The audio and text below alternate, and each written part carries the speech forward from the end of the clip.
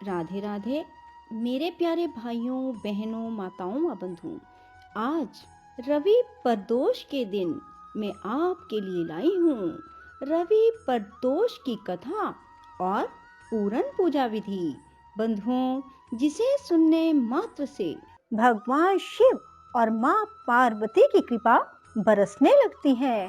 बंधुओं, यदि आपने हमारे चैनल को अब तक सब्सक्राइब नहीं किया तो जरूर करें और बेल आइकन दबाना ना भूलें, ताकि आपको हमारी आने वाली सभी वीडियोस की जानकारी सबसे पहले हो सके। बंधुओं, वीडियो को पूरी सुनने के बाद कमेंट बॉक्स में जय शिव शंकर भोलेनाथ, जय माँ पार्वती जरूर लिखें। बोलो शिव शंकर भोलेनाथ की जय हो, माँ पार्वती की जय हो। यदि प्रदोष व्रत सोमवार को आए तो सोम प्रदोष व्रत कहलाता है। रविवार को आए तो रवि प्रदोष व्रत कहलाता है।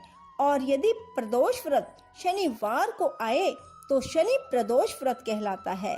इसी तरह जिस वार को प्रदोष हो वही प्रदोष व्रत कहलाता। आपको मैं एक बात और बताना चाहती हूँ कि जो भी अविवाहित लड़के या लड़की प्रदोष व्रत करते हैं तो मैं दावे से कहती हूँ कि 5 प्रदोष व्रत करते करते ही उनकी शादी हो जाती है।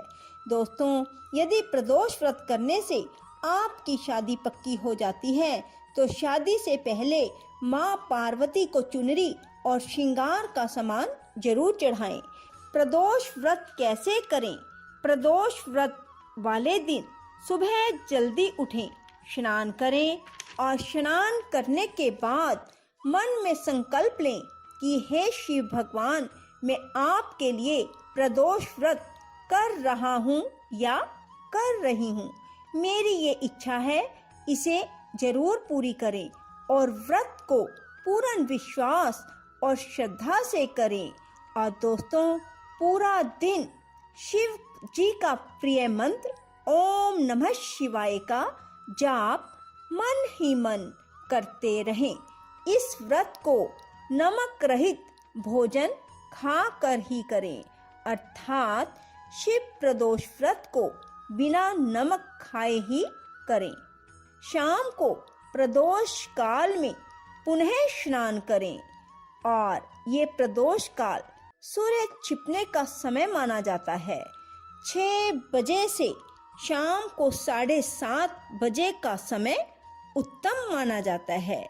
दोस्तों, स्नान के बाद शिव मंदिर में जाएं।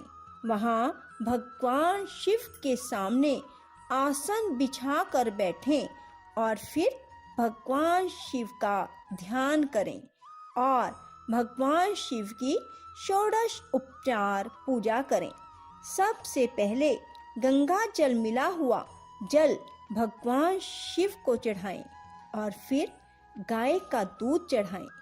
इसके बाद थोड़ी सी दूर्वा भगवान शिव को चढ़ाएं। फिर फूल, बेलपत्र, आक, धतूरा, भांग, फल और फिर खीर वहां बैठकर भगवान शिव को ये सब चीजें चढ़ाएं और फिर भगवान को कुछ ना कुछ दक्षिणा भी अर्पित करें।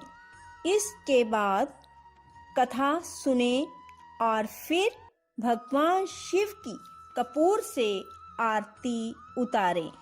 आरती उतारने के बाद भगवान शिव को आरती देते हुए कहें, कपूर गौरम करुणावतारम संसार सारम भुजगेंद्रहारम सदा बसंतम हृदयारविंदे भवम भवानी सरितम नमामि। फिर हाथ में जल लेकर भगवान से प्रार्थना करें कि हे भोलेनाथ, आपकी जो पूजा अर्चना की सब आपके अर्पण। मुझसे जो भी भूल हुई उसके लिए मैं क्षमा याचना करती हूँ या करता हूँ। फिर घर आकर खीर का प्रसाद जो हमने भगवान शिव को चढ़ाया था उसमें से कुछ बचा कर लाए हैं, उसे भोजन के साथ ग्रहण करें। ऐसा करने से आपकी भोलेनाथ हर इच्छा पूरी करेंगे। रविवार के प्रदोष व्रत से आरोग्यता की प्राप्ति होती है। जो मनुष्य रवि प्रदोष, उसे स्वास्थ्य संबंधी सभी परेशानियों से निजात मिल जाती है, अर्थात छुटकारा मिल जाता है और वह मनुष्य हमेशा के लिए निरोगी रहता है। शिव प्रदोष व्रत कथा। एक समय सर्व प्राणियों के हितार्थ परम पावन भागीरथी के तट पर ऋषि समाय द्वारा विशाल गोष्ठी का आयोजन किया गया। इस सभा में व्यास जी के परम शिष्य पुराण वेतासूत जी महाराज हरि कीर्तन करते हुए पधारे। सूत जी को आते देखकर शौनक आदि 88,000 ऋषि मुनियों ने खड़े होकर दंडवत प्रणाम किया। महाज्ञानी सूत जी ने भक्ति भाव से ऋषियों को हृदय से लगाया और आशीर्वाद दिया। विद्वान ऋषिगण और सब शिष्य आसनों पर विराजमान हो गए। शौनक आदि ऋषि ने पूछा, हे पूज्यवर महामते, कृपया यह बताने का कष्ट करें कि मंगलप्रद कष्ट निवारक यह व्रत सबसे पहले किसने किया और उसे क्या फल प्राप्त हुआ। श्री सूत जी बोले, आप सभी शिव के परम भगत हैं। आपकी भक्ति को देखकर मैं वर्ती मनुष्यों के सामने कथा कहता हूँ, ध्यान से सुनो।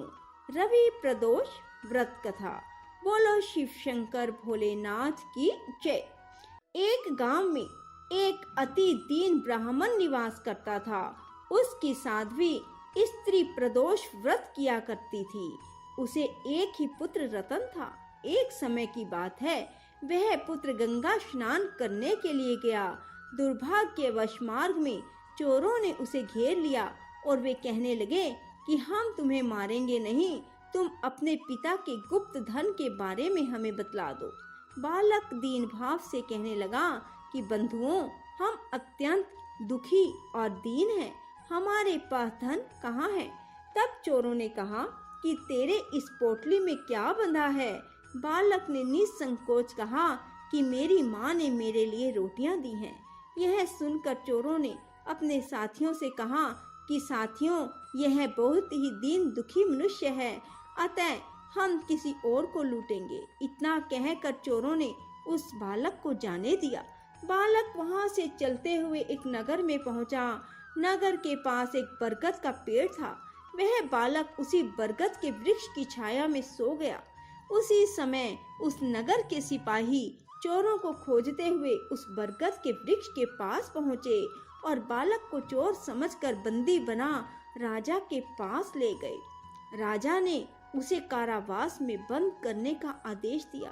ब्राह्मणी का लड़का जब घर नहीं लौटा तब उसे अपने पुत्र की बड़ी चिंता हुई। अगले दिन प्रदोष व्रत था। ब्राह्मणी ने प्रदोष व्रत किया और भगवान शंकर से मन ही मन अपने पुत्र की कुशलता की प्रार्थना करने लगी। भगवान शंकर ने उस ब्राह्मणी की प्रार्थना स्वीकार कर ली। उसी रात भगवान शंकर ने उस राजा को स्वप्न में आदेश दिया कि वह बालक चोर नहीं है, उसे प्रातः काल छोड़ दे, अन्यथा उसका सारा राज्य वैभव नष्ट हो जाएगा। प्रातः काल राजा ने शिव जी की आज्ञा अनुसार उस बालक को कारावास से मुक्त कर दिया। बालक ने अपनी सारी कहानी राजा को सुनाई। सारा वृतांत सुनकर राजा ने अपने सिपाहियों को उस बालक के घर भेजा और उसके माता पिता को राज दरबार में बुलाया। उसके माता पिता बहुत ही भयभीत थे। राजा ने उन्हें भयभीत देखकर कहा कि आप भयभीत ना हो, आपका बालक निर्दोष है। राजा ने ब्राह्मण को 5 गांव दान में दिए, जिससे कि वे सुख पूर्वक अपना जीवन व्यतीत कर सके। भगवान शिव की कृपा से ब्राह्मण परिवार आनंद से रहने लगा। अतः जो भी मनुष्य रवि प्रदोष व्रत को करता है वह सुख पूर्वक और निरोगी होकर अपना पूर्ण जीवन व्यतीत करता है। बोलो शिव शंकर भोलेनाथ की जय। राधे राधे, जय श्री कृष्णा। बंधुओं, यदि आपको हमारी वीडियो पसंद आए तो इसे लाइक करें और शेयर भी जरूर करें। धन्यवाद।